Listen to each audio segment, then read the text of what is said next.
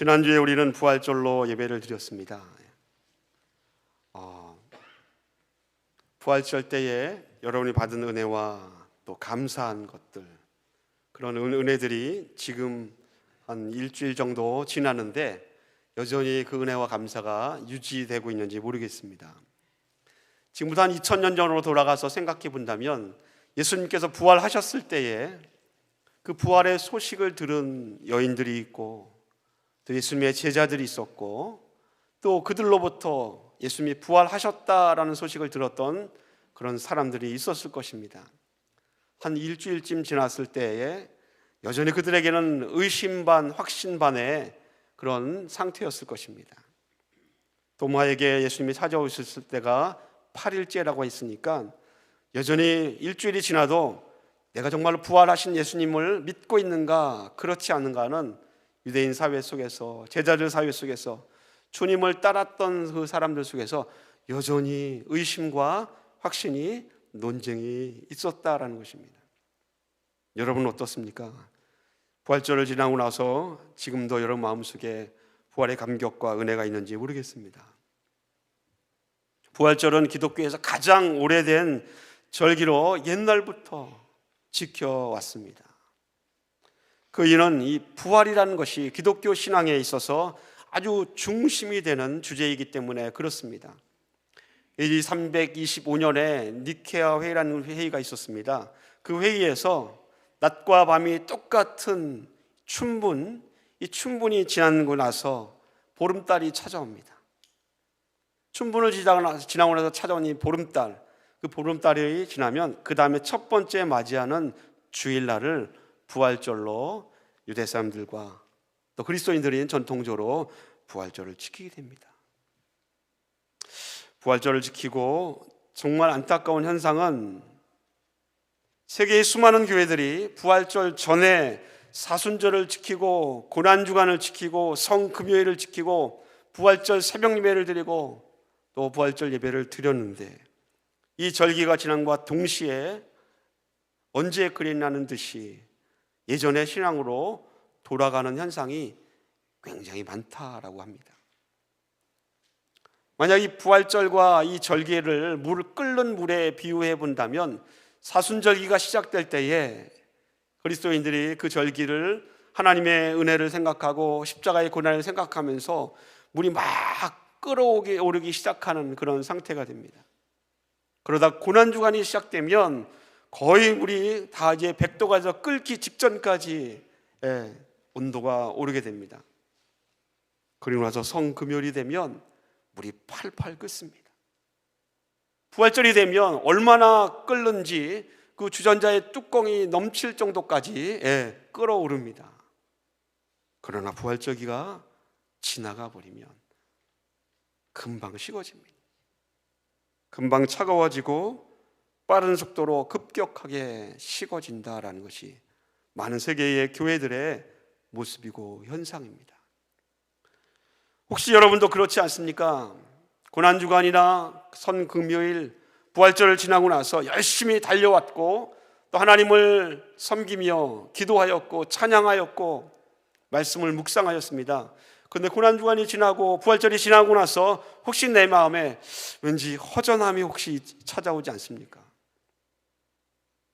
심지어는 잠잠해지고 허탈한 모습이 혹시 있지 않습니까? 만약 그런 느낌이 있다면 예수 그리스도의 십자가의 의미와 부활의 의미들을 다시 한번 우리 마음속에 되새겨보고 무엇이 옳은 것인가, 무엇이 참 진리의 복음의 진리인지를 다시 한번 기억할 수 있는 그러한 시기가 되었으면 좋겠습니다. 제가 정말로 좋아하는 목사님 한 분이 계십니다. 오늘 말씀의 제목이 십자가의 능력입니다.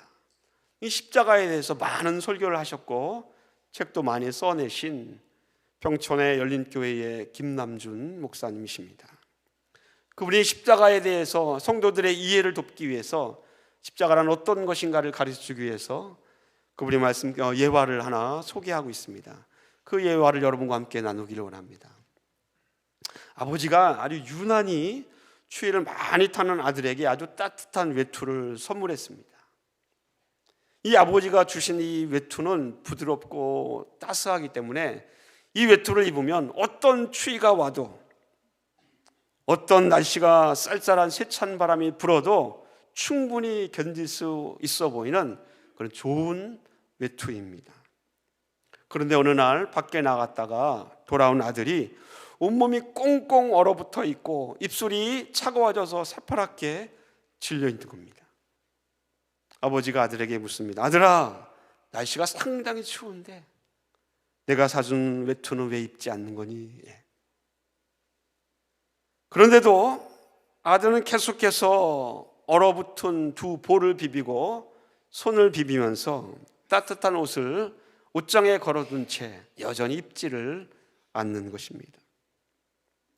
도무지 아버지가 이해할 수가 없어요. 입으라고, 추위를 견디라고 사준 외투인데 입지를 않으니까요. 아버지가 아들에게, 아들아, 그 옷은 입는 것이지 옷장에 걸어두고 구경하라고 사준 것이 아니란다. 네가 이 외투를 입고 따뜻했으면 좋겠구나 라고 말합니다. 점점 날씨가 추워도 아들은 그 옷을 옷장에 걸어둔 채 입지를 않습니다. 어느 극심한 추위가 있는 날 아들이 밖에 나갔다 돌아와서는 이렇게 얘기합니다. 아버지, 너무너무 추워요. 너무너무 추워서 아무 일도 할 수 없습니다. 이렇게 말을 하는 겁니다. 아버지는 아들에게 손을 잡고는 옷장으로 갑니다. 아들아, 이 옷을 입어라. 이 옷이 너의 추위를 견딜 수 있도록 지켜줄 거야. 근데 아들이 그 옷을 보고 있으면서도 고개를 이렇게 설레설레 고개를 저읍니다. 아버지, 이 옷이 있었는데도 여전히 저는 늘 추웠습니다. 한참 아들을 바라보던 아버지가 참다 못해 아들의 한쪽 팔을 들고는 그 옷을, 외투를 꺼내서 한쪽 팔을 입혀줍니다. 그리고 옷깃도 여미어주고 단추도 단단히 채워줍니다. 그리고 아들에게 묻습니다. 아들아, 아직도 춥니? 그 아들이, 아버지 이상해요. 하나도 안 추워요. 이상하게도 아버지가 꼭 안아주실 때처럼 너무나 따뜻합니다. 제가 왜 이것을 몰랐을까요? 이렇게 답을 했다고 합니다.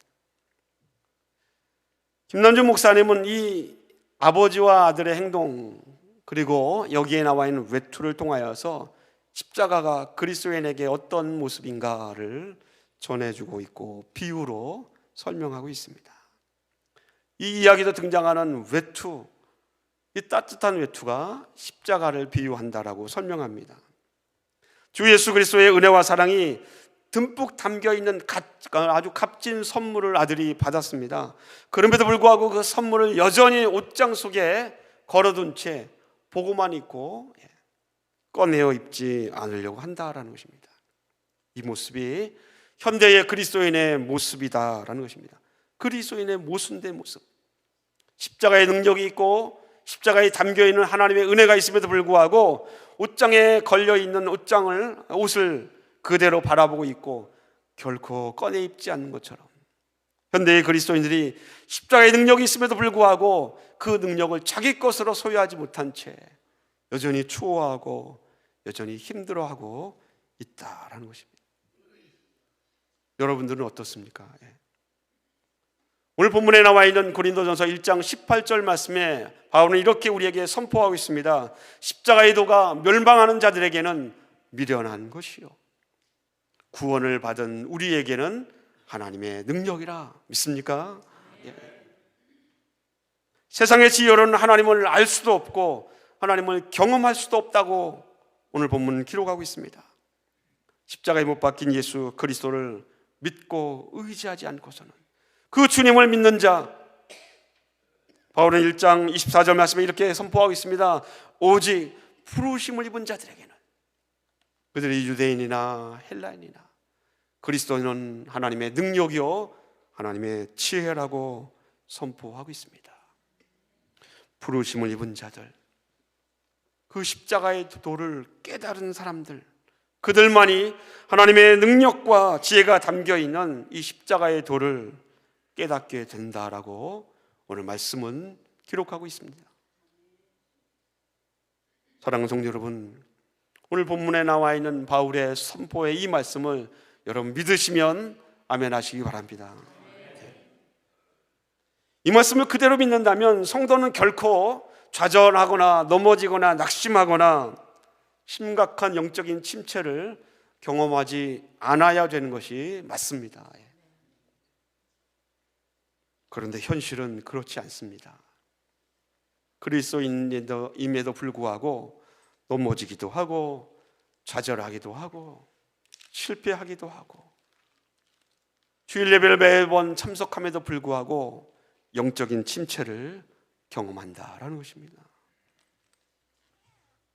1517년도에 종교개혁이 일어났습니다. 그 종교개혁이 하나님의 은혜 가운데 성공하였습니다. 종교개혁이 성공한 이후에 99년이 지난 어느 날 영국에서 영국 청교도의 영적인 거장이 태어납니다. 그 사람의 이름은 존 오웬입니다. 그는 오늘날까지 신학자들 가운데 가장 많은 신학 저서를 저술한 사람으로 알려져 있습니다. 15살에 옥스퍼드 대학에 입학 허가를 받고 입학합니다. 훗날 옥스퍼드 대학의 부총장이 됩니다. 당시에 영국의 최고의 권력자인 올리버 크레멀 경의 국부가 됩니다. 신앙적 멘토이기도 합니다. 그는 수많은 고전과 성경의 다양한 언어에 통달하였고 성경 해석의 귀재이기도 합니다. 그랬던 이 청교도의 영적인 거장이 심각한 영적인 침체를 경험합니다. 내가 이 어른도 영적인 침체를 경험하니까 젊은 목사에게 이렇게 물었다고 합니다. 내가 우리 주 예수 그리스도의 십자가의 공로를 의지하고 나간다는 이 사실을 잘 압니다. 잘 알고는 있는데 예수님의 십자가의 보혈을 의지하여서 하나님 앞으로 나아갈 수 있는 구체적인 방법을 나도 모르겠습니다. 그렇게 많은 책을 펴내고 그렇게 많은 사람들에게 복음을 전했던 이 목사님이 이렇게 고백했다라는 것입니다. 여러분, 존 오웬이 던진 질문처럼 십자가의 능력을 의지하여서 하나님 앞에 더 가까이 나아갈 수 있는 방법이 무엇이 있겠습니까? 그것을 여러분과 함께 나누고자 합니다. 첫 번째가 있다면 그것은 이 십자가의 능력은 아는 것이 아니라 소유하는 것에 달려 있습니다. 아무리 따뜻하고 옷이 좋아도 옷장에 걸려만 있으면 소용이 없습니다. 그렇지 않습니까? 아무리 좋은 옷이 있어도 옷장에 걸어둔 채 감상만 한다면 그것은 나에게 아무런 도움도 아무런 유익도 되지 않습니다. 그 옷을 꺼내어서 내가 입어야 합니다. 십자가의 능력은 아는 것에 있지 않다라는 것입니다. 그 능력은 보는 것에 있지 않습니다. 십자가의 능력은 여러분의 것으로 취하여서 그 능력을 내가 소유해야 거기에서 십자가의 능력이 나타난 줄로 믿습니다. 그리스도인을 향하여서 이런 별명을 붙여줄 수 있는데 그리스도인은 용서받은 죄인입니다 라는 별명입니다. 세상 사람들에게 당신은 용서받은 죄인입니다 라고 이렇게 별명 붙여주면 아마 믿지 않는 사람들은 싫어할 것 같아요. 죄인이라는 말이 붙으니까 왠지 꺼림칙하고 떨떠름하지 않습니까? 그런데 우리는 누군가 나를 향해서 당신은 용서받은 죄인입니다 라고 얘기해 주는 것을 정말로 감사해야 합니다. 그렇지 않습니까? 이 용서받았다라는 것에는 십자가를 통한 구원의 감격이 있고요, 하나님의 은혜와 사랑을 경험했다는 구원의 역사가 거기에 담겨 있기 때문에 그렇습니다. 용서의 감격을 경험했기 때문에 내가 용서받은 죄인이다라는 사실에 전혀 부끄럽거나 또 우리가 나쁘게 생각하지 않습니다. 그런데 문제는 이 용서받은 구원받은 감격, 구원의 은혜를 내가 계속해서 소유하고 있는가가 이게 문제입니다. 거기에 우리의 연약함과 우리의 약함이 있다라는 것입니다. 십자가의 은혜를 경험하고 깨달았음에도 불구하고 그 은혜가 왕년애라는 단어로 표현할 수 있는 것처럼 과거에 여전히 머물러 있다면 소용이 없다라는 것입니다. 십자가의 능력은 현재 소유하고 있고 현재 그 능력이 나타나야 한다라는 것입니다. 하나님의 사랑과 하나님의 은혜가 지금 이 순간에 지금부터 나타나야 한다라는 것입니다. 왕년에 과거에라는 이 표현은 그 능력이 여전히 과거에는 왕성하게 풍성하게 나타났지만 지금 나에게는 그만큼 나타나지 못한다라는 그런 말에 뉘앙스가 있지 않습니까? 그렇다면 여러분, 과거의 한 사건으로 전락해버린 십자가의 은혜가 아니라 여러분, 지금 이 순간부터 지금 현재의 앞으로의 미래의 십자가의 능력이 여러분에게 계속되고 앞으로도 나타나기를 예수님의 이름으로 간절히 축원을 드립니다. 그러기 위해서 십자가를 소유하십시오. 내 십자가를 지십시오. 그 능력을 취하여서 여러분의 것으로 소유하시기를 예수님의 이름으로 간절히 축원을 드립니다. 오늘 본문 가운데 바울은 20절 말씀에 이렇게 얘기합니다. 지혜 있는 자라 할지라도, 그가 똑똑한 선비라 할지라도, 시대를 분별할 수 있는 변론가라 할지라도, 세상의 지혜로는 십자가의 능력도 하나님의 지혜도 알 수 없다라고 기록합니다. 아무리 똑똑해도 세상의 방법으로는 하나님을 알 수 없다라는 것입니다. 그렇기 때문에 두 번째, 여러분께 말씀드린 두 번째 내용은 아는 것과 그 십자가를 소유하는 것은 아주 분명하게 확연하게 다르다라는 것입니다. 여러분, 소유해야 한다고 말씀드렸습니다.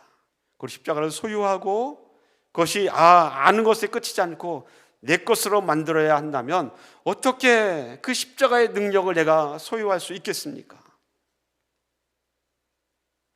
바울은 십자가의 능력을 소유하는 유일한 방법을 사도행전에 이렇게 표현하였습니다. 사도행전 4장 11절과 12절 말씀입니다. 이 예수는 너희 건축자들의 버린 돌로서 집 모퉁이의 머릿돌이 되었느니라. 세상은 예수 그리스도를 버렸습니다. 그 버려진 예수님이 그 집의 가장 중요한 모퉁이 돌로 쓰임받았습니다. 그리고 나서 4장 12절 말씀에 이렇게 선포합니다. 우리 한번 다 같이 한번 읽어보겠습니다. 시작. 다른 이로서는 구원을 받을 수 없나니 천하 사람 중에 구원을 받을 만한 다른 이름을 우리에게 주신 일이 없음이라 하였더라. 아멘.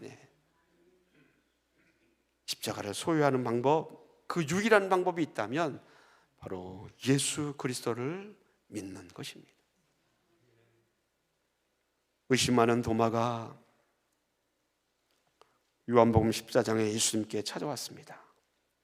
예수님, 다른 이로서는 구원을 받을 수 없다고 했는데 예수님, 주여 그 길을 어떻게 알 수 있습니까?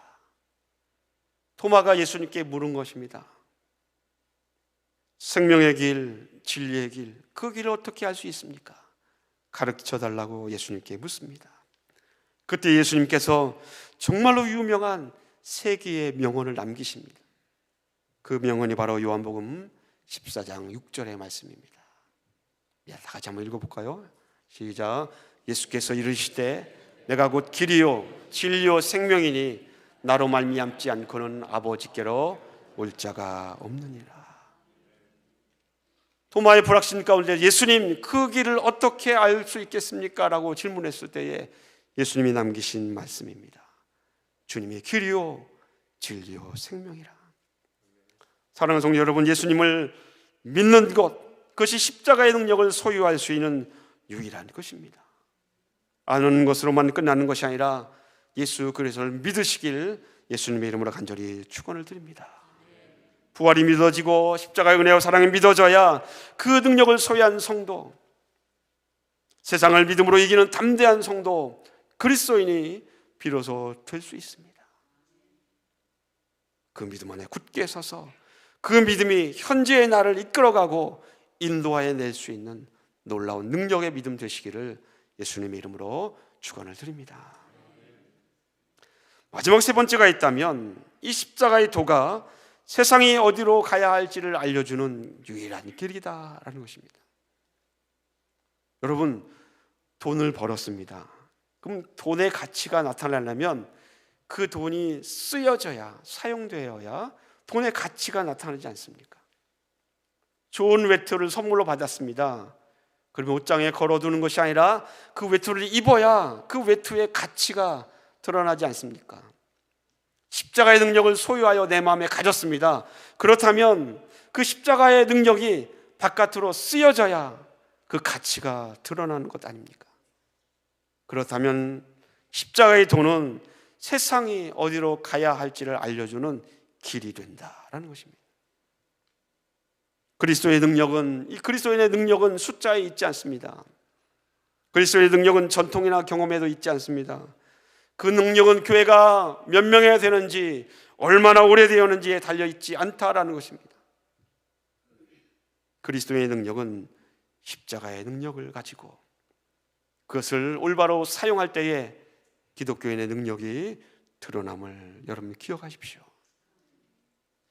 그리스도의 능력이 결코 숫자에 있지 않다는 것을 알려주는 좋은 역사적인 교훈이 하나 있습니다. 19세기 당시에 러시아에는 기독교인이 9천만 명이나 되었습니다.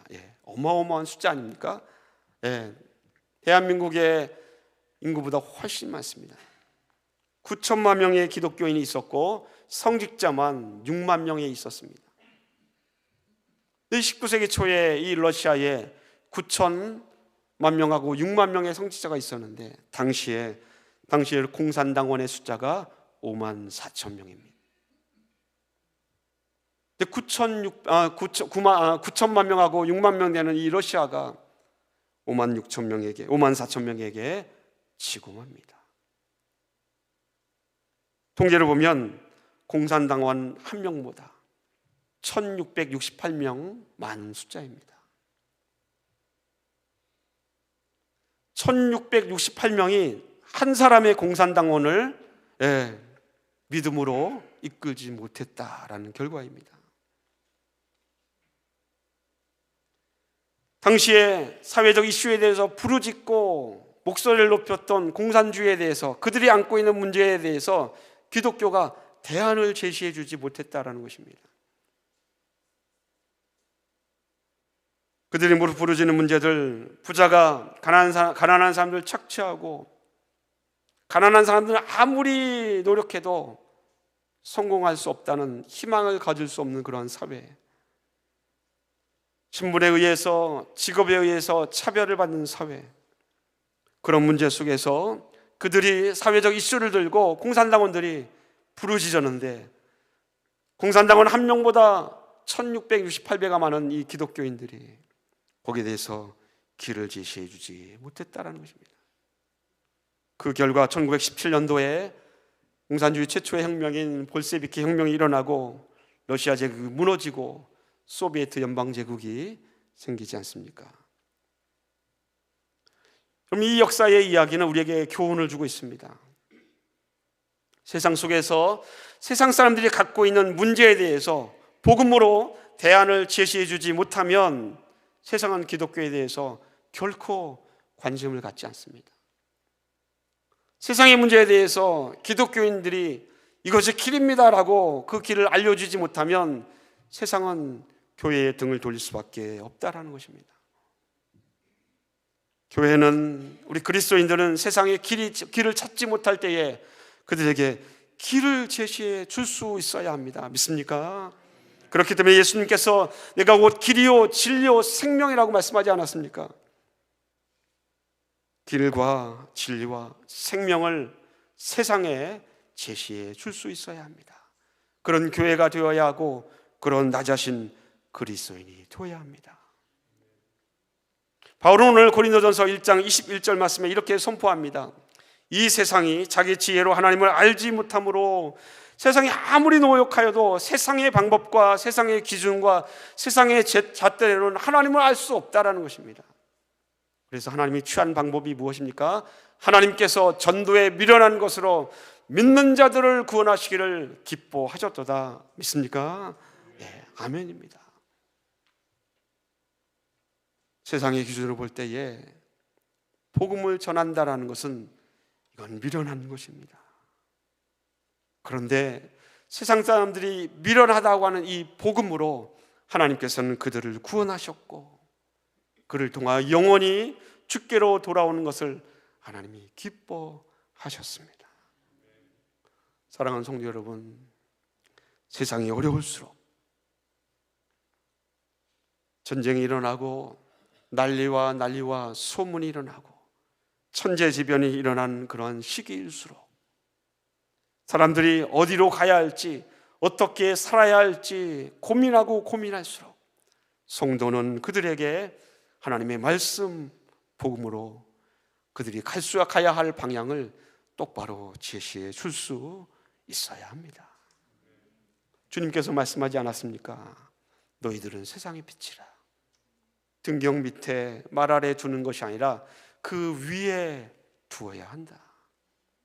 세상이 빛 대신 너희를, 빛나는 너희를 보고 주님의 길을 따라올 수 있도록, 하나님께로 올 수 있도록 빛이 되어야 한다라고 주께서 말씀하셨습니다.